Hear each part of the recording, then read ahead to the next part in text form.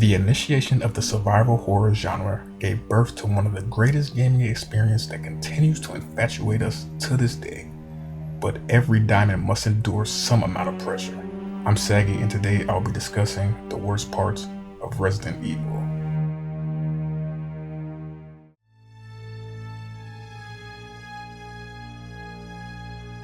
Let's start off with something simple and unavoidable: the dialogue. No matter how you spin it, the voice acting is absolutely donkey nuts. And it's not even just a few lines, or just some of the most notorious clips that have circulated for years, but the entire game. Whenever a cutscene is about to start, you have to prepare for the literal worst. I will say that yes, it is so bad that it's good, but it does make it difficult to take any of the game seriously outside of the gameplay. We're supposed to be battle-hardened task force members in an environment that's so terrifying that you can see their fear as they back away from these strange creatures. But then you hear a conversation between Chris and Rebecca and have your immersion completely ruined. You might be a gamer that would rather cut this shit out altogether, but sorry to say, the cutscenes are indeed unskippable. Certainly not a deal breaker, but for sure is a reason some would rather play the remake.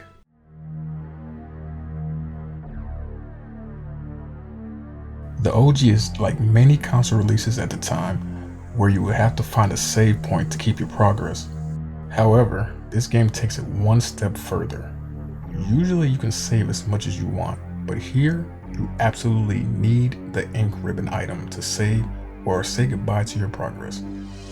This one change can make the game difficult, as you might use all your bullets and soft lock yourself, or even get stun locked by enemies.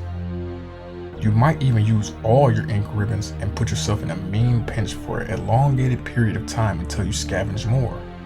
There are layers to the difficulty that aren't outright apparent, such as Jill having less health than Chris, making herbs much more valuable to her, or that Chris has more enemy encounters than Jill, making for a more strategic use of bullets necessary.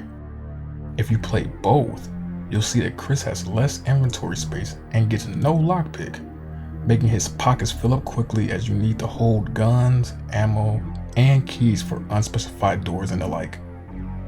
Not to mention, depending on what version you play, you can see yourself needing to shoot enemies without any auto aim, which is an entirely different can of worms. Many of the hardships presented here are mostly due to a lack of knowledge, but once you know, you should be fine.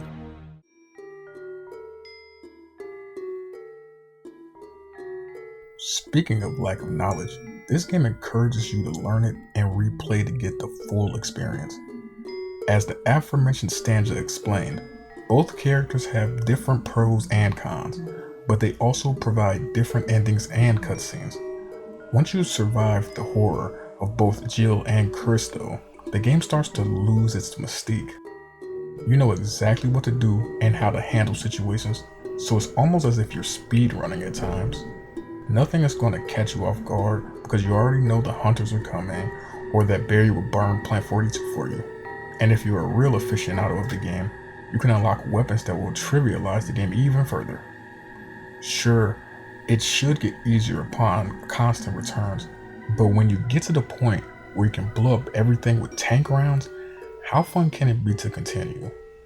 Like mentioned before, this is an older title, so depending on what version you play, you'll have to endure all the cutscenes time and time again without being able to skip. There's only so many times I can hear Barry talk about a Jill sandwich and get a chuckle out of it. The replayability of this entry is girthy for the time of release, but nowadays you might want to leave it be for a while to get that fresh experience again.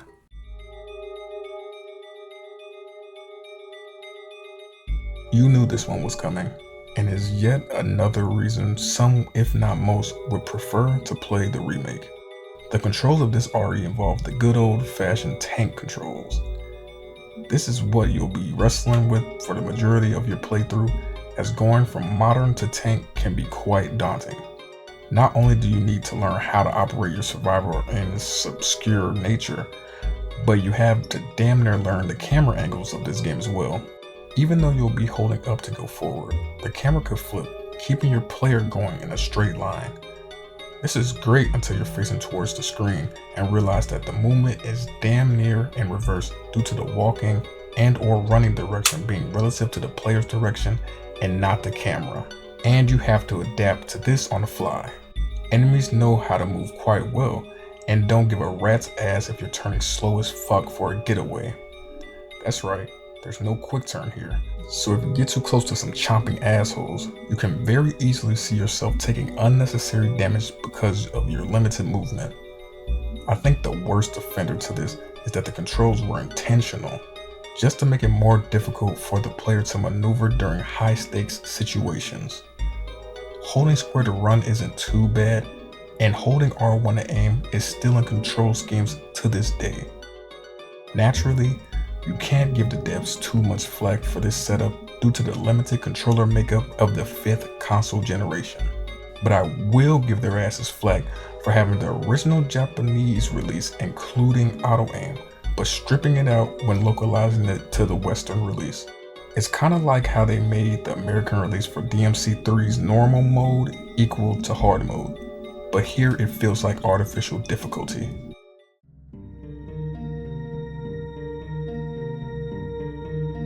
You already have to worry about preservation and item space, but you also have to consider how far you are from an item box. In this RE, like many others, you can't outright discard items.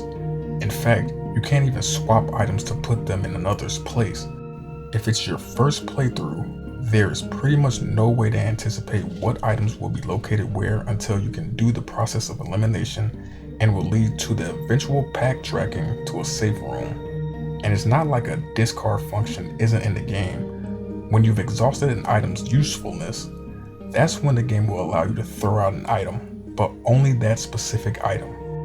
It just feels like another one of those additions to add to the fear that seems more annoying than making situations tense. And to put the icing on a shit cake, if you play with Chris, you get to juggle all your items between his 6 slots versus Jill's 8.